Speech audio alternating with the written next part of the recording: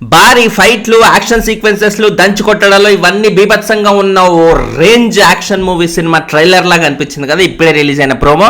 అయ్యే బాబాయ్, ఆ బ్యాక్గ్రౌండ్ మ్యూజిక్కే అసలు అక్కడ ఉన్న కంటెంట్ ఆల్రెడీ ఎక్కువ ఉంది, దానికి తోడి బ్యాక్గ్రౌండ్ మ్యూజిక్ యాడ్ అవ్వడం వల్ల ఇంకా ఓ లెవెల్లో ఎలివేట్ అయితే అయినట్టుగా అనిపించింది ఆ కంటెంట్ అనేది.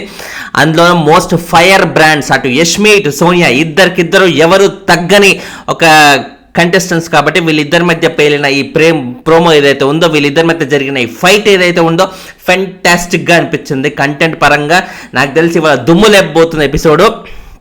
ముందు నుంచి యష్మికి ప్రాబ్లం ఏంటి, సోనియా వాళ్ళిద్దరిని చెప్పు చేతుల్లో పెట్టుకొని, నిఖిల్ అండ్ పృథ్వీని చెప్పు చేతుల్లో పెట్టుకొని తద్వారా వాళ్ళని తన వెపన్స్గా చేసుకొని ఉసుగొల్పుతుంది. వాళ్ళ గేమ్ ఆడనీయట్లేదు, కంప్లీట్గా ఈమె హోల్డ్లోనే అందరినీ పెట్టేసుకుంది అన్నట్టుగా యష్మి ప్రాబ్లం.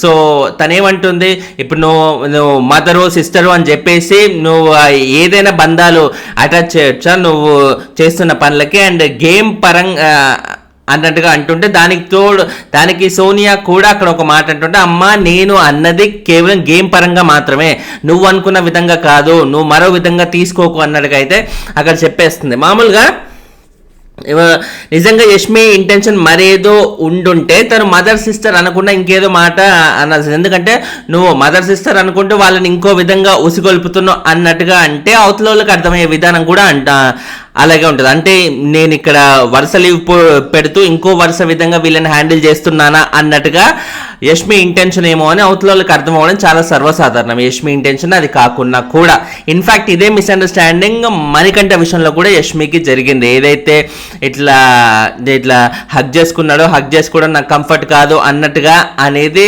తన ఇంటెన్షన్ అన్నట్టుగా అందరికీ పోర్ట్రే అయింది.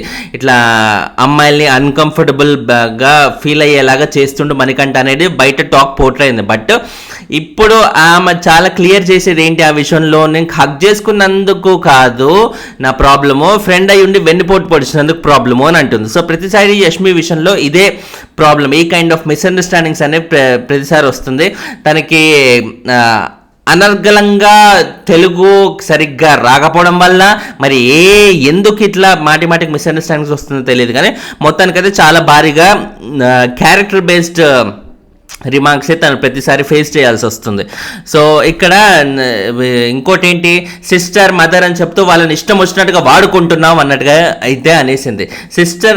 సిస్టర్ మదర్ అనే ఎమోషన్తో వాళ్ళని బంధించి, పృథ్వీని అండ్ నిఖిల్ని బంధించి తద్వారా వాళ్ళని అందరి మీదకి ఇట్లా ఉసిగొల్పడాలు కానీ, గేమ్ పరంగా ఎక్స్ట్రీమ్ లెవెల్లో వాడుకోవడం కానీ ఆ లెవెల్లో నువ్వు యూజ్ చేసుకుంటున్నావు అనేది యష్మి ఇంటెన్షన్. కాకపోతే ఇప్పుడు చూసే వాళ్ళకి ఎలా అర్థమవుతుంది, సోనియాని యష్మి అరే మదరు సిస్టరు అని ఇట్లా బంధాలేమో పైకి చెప్తూ ఆమె మాత్రం ఇంకేదో మెయింటైన్ చేస్తుందిరా వాళ్ళతోని అన్నట్టుగానే ఇక్కడ పోర్ట్రే అవుతుంది అనమాట. అండ్ ఇంకోటి ఏంటి, సోనియా కూడా అదే అంటుంది, నీ ఫోకస్ వాళ్ళ మీదే ఉంది, నన్ను అసలు ఎక్కడ చూస్తున్నావు, నేను ఆడే గేమ్ ఎక్కడ చూస్తున్నావు అన్నట్టుగా కూడా సోనియా అంటుంది అన్నమాట. నా ఫోకస్ నా గేమ్లో నేను ఉన్నానమ్మా, నేను వాళ్ళతో ఉన్నానా ఎక్కడ ఉన్నానా అనేది నువ్వే చూడు నెక్స్ట్ టైం కావాలంటే అన్నట్టుగా యష్మి కూడా అంటుందన్నమాట. యష్మి ఏంటంటే నో డౌట్ ఆమె గేమ్ ఆమె ఖచ్చితంగా సోలోగా ఆడుతుంది, బాగా ఎంగేజ్ అవ్వగలుగుతుంది, ఎక్కడైనా ఫైట్స్ ఉంటే తన వాయిస్ గట్టిగా రేస్ చేయగలుగుతుంది. కాకపోతే ఆపోజిట్లో అనేది సోనియా లాంటి ఒక ఫైర్ బ్రాండ్, మామూలు ఫైర్ బ్రాండ్ కాదు, ఒక ఆర్గ్యుమెంట్ ఉంటే ఎంత లెవెల్కైనా తెగిబడి ఉండే ఒక అమ్మాయి. ఆ అమ్మాయి టాస్కుల పరంగా తన పర్ఫార్మెన్స్ చూపించే కంటే పృథ్వీని నిఖిల్ని అవతల మీదకి ఉసిగొల్పుతూ ఫిజికల్ అటాక్ కావాలంటే పృథ్వీని ఉసిగొల్పి నిఖిల్ని ఉసిగొల్పి ఈ కైండ్ ఆఫ్ ప్లే అనేది ప్లే చేస్తుంటే, నిఖిల్ చీఫ్ అయినా కూడా నిఖిల్ చీఫ్లా కాకుండా ఈమె చీఫ్ అయి వాళ్ళిద్దరిని ఈమె కింద ఏదో పెట్ డాగ్స్లోకి పెట్టుకోవడం అనేది, ఇవన్నీ సీక్వెన్సెస్ అనేవి హౌస్లో చాలా మందికి డిస్టర్బెన్స్ ఉండవు. ఒక యష్మికే కాదు, ప్రేరణకు కానీ, విష్ణుకు కానీ, సీతకు కానీ అందరి కామన్ ఒపీనియన్ ఇదే. సీత వాళ్ళిద్దరిని తన పెట్ డాగ్స్ లాగా వాడుకుంటుంది, అలాగే చేసుకుని యూజ్ చేసుకుంటుందనే అందరూ ఒపీనియన్. సో ఇక్కడ వాళ్ళందరూ ఓపెన్ అవ్వకపోవచ్చు, యష్మి ఇక్కడ ఓపెన్ అయింది, ఎక్కువ అవుట్ స్పోకెన్ గర్ల్ కాబట్టి తనకున్న ఆ తిక్క రేగింది కాబట్టి నిన్న నామినేట్ చేసింది, ఇవాళ వాయిస్ కూడా ఇంత గట్టిగా అయితే రేస్ చేసింది. అసలు చూసారా సోనియా ఒక చోట నవ్వు ప్రోమో భలే కట్ చేసి రంపించింది, ఇట్లా నవ్వుతూ. అదేదో సినిమాలో అజిత్ నవ్వుతాడు చూడండి, అజిత్ నవ్వుతుంటే ఎలా అనిపిస్తుంది, వామ్మో అన్నట్టుగా. సో ఇలా ఇక్కడ కూడా ఆవిడ నవ్వుతుంటే అలాగే అనిపించింది, ఒక పక్కా విలన్ నవ్వుతున్నట్టు, లేడీ విలన్. అండ్ తర్వాత ఈ రేంజ్లో అలిగేషన్స్ అవి వేసినప్పుడు ఇప్పుడు మన ఈమె ఏడుస్తుందన్నమాట, యష్మి ఏడుస్తూ నిఖిల్కి బాధ చెప్పుకుంటూ, ఒరే నేను ఏదో అంటే తను తప్పుగా అర్థం చేసుకుంటుంది, నువ్వు నాతో మాట్లాడినప్పుడు నన్ను రాంగ్ వేలో చూస్తుంది అన్నట్టుగా అయితే అంటుంది. నిజానికి యష్మి అండ్ నిఖిల్ని రాంగ్ వేలో చూడాల్సిన అంశమే లేదు, ఎందుకంటే ఏదో 1-2 సార్లు ఏదో అట్లా మాట్లాడినంత మాత్రాన నిఖిల్ అండ్ యష్మిని మరో విధంగా ఎవరూ చూడట్లేరు. ఓన్లీ సోనియా వేస్తున్న అభియోగం తప్ప మరొకటైతే కాదు ఇది. ఎందుకంటే నిఖిల్ ఎంతసేపు సోనియా చుట్టూ తిరగడం, సోనియా, పృథ్వీ, నిఖిల్ ఒక గ్రూప్ లాగా ఉండడం తప్ప వాళ్ళ గ్రూప్ నుంచి బయటికి రావట్లేరు, వేరే వాళ్ళతో బాండింగ్ ఉండి సోనియా దూరం పెట్టడం కానీ ఇలాంటివి ఏమీ చేయట్లేరు, ఏమీ కావట్లేదు. సోనియా గురించి నిఖిల్ వేరే వాళ్ళతో కావాలన్నీ నెగిటివ్గా మాట్లాడడం మొదలుపెట్టాడు ఈ మధ్య. ఎందుకంటే ఆయన నెగిటివ్గా మాట్లాడితే సోనియాతో ఈయనేం క్లోజ్ కాదులే, సోనియాకి ఫేవర్ ఏం చేయట్లేదే, సోనియా చేతిలో పెట్టడాగ్ ఏం కాదులే అన్నట్టుగా అవతలకు ఒక ఒపీనియన్ ఫామ్ చేయాలి, క్రియేట్ చేయాలనే ఉద్దేశంతో అవన్నీ చేస్తున్నట్టుగా ఉంది తప్ప ఒక ఆర్గానిక్గా సోనియా గురించి నెగిటివ్గా మాట్లాడుతున్నట్టు ఫీలింగ్ అయితే ఎవరికీ లేదు.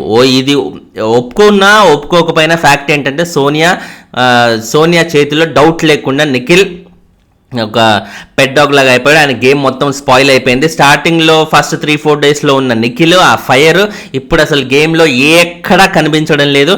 ఎక్కడ సోనియా చాలా బీభత్సంగా పైకి పెరిగి ఒక కన్నడ బ్యాచ్ అన్నట్టుగా వీళ్ళందరికీ ఒక స్టాంప్ వేసేస్తుందన్న ఉద్దేశంతో సోనియాతో ఫైట్ కంటే కూడా ప్రశాంతంగా ఆమెతో ఫ్రెండ్షిప్ చేస్తేనే ఈ లొల్లిలంతా ఉండవురా బాబు అని అన్నెసరిగా తనలో ఉన్న ఆ మాస్ యాంగిల్ని, యాక్షన్ యాంగిల్ని కంప్లీట్గా పక్కన వేసి సోనియా కోసం తగ్గి ఉంటాడనమాట సోనియా దగ్గరే. సోనియా ఎక్కడ రివర్స్ అవుతుందో అని నాకు తెలిసి ఇప్పుడు సోనియా బయటికి వెళ్ళిపోతే ఈ వీక్ ఎక్కువ శాతం డేంజర్ జోన్లో తనే ఉంది. వరస్ట్ కేసులో తను బయటికి వెళ్ళిపోతే మాత్రం నాకు తెలిసి నిఖిల్ గేమ్ అప్పుడు యాక్టివేట్ అవుతుంది.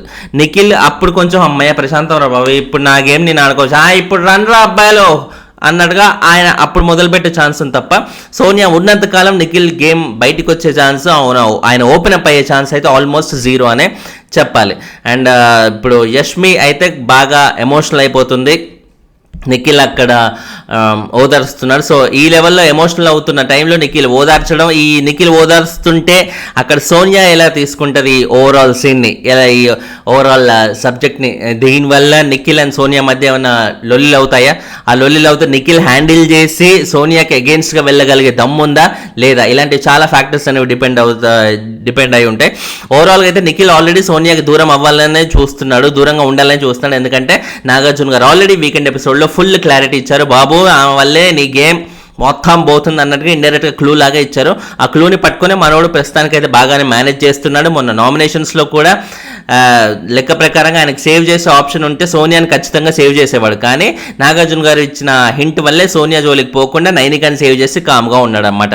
సో జాగ్రత్తలు తీసుకున్నాడు. సోనియా ఈ వీక్ బయటికి వెళ్ళిపోతే ఇంకా జాగ్రత్త పడి కంప్లీట్గా Nikhil will be back into his original form. First 3-4 డేస్లో ఎలాగైతే ఉన్నాడో మళ్ళీ అలాంటి నిఖిల్ బ్యాక్ వచ్చే అవకాశం అయితే క్లియర్గా ఉందని చెప్పుకోవచ్చు. అండ్ ఫైనలీ అది ప్రోమో మీకు ఏమనిపించింది? వీళ్ళిద్దరు ఫైట్ ఏ రేంజ్లో ఉండబోతుంది? అసలు వీళ్ళిద్దరిలో సోనియా వైపు ఎంతమంది, యష్మి వైపు ఎంతమంది? యష్మి వైపు మ్యాక్సిమం ఉంటారని నాకు అనిపిస్తుంది. ఎవరన్నా సోనియా వైపు కూడా ఉండి ఆ సోనియాని ఎలా డిఫెండ్ చేస్తారో కింద కమెంట్స్ అయితే చేసేయండి. ఛానల్ని సబ్స్క్రైబ్ చేయండి, లైకులు కొడుతుంటే వీడియోలు ఎక్కువ మంది కనిపిస్తాయి. దయచేసి లైకులు మిస్ చేయకండి. ఇన్స్టాగ్రామ్ కూడా చేస్తుంటే లైక్ చేస్తుంటే ఇక్కడ లేని చిన్న అప్డేట్స్ ఏమైనా ఉంటే, 1 లైన్ అప్డేట్స్ ఏమైనా ఉంటే అక్కడ పోస్ట్ చేస్తుంటాను. బాయ్.